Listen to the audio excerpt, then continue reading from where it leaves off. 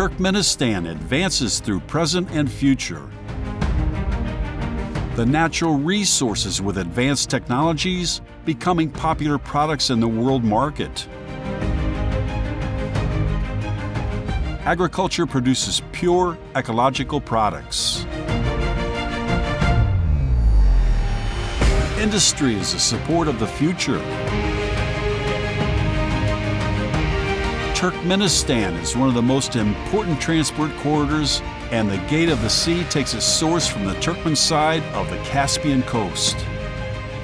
The international port of Turkmenbashi, with the support of the Caspian Innovation Exhibition, is moving with new technologies to the world level. Avaza Touristic Zone is welcoming the first Caspian Forum. Turkmen Caspian Coast looking forward for the first Caspian Forum.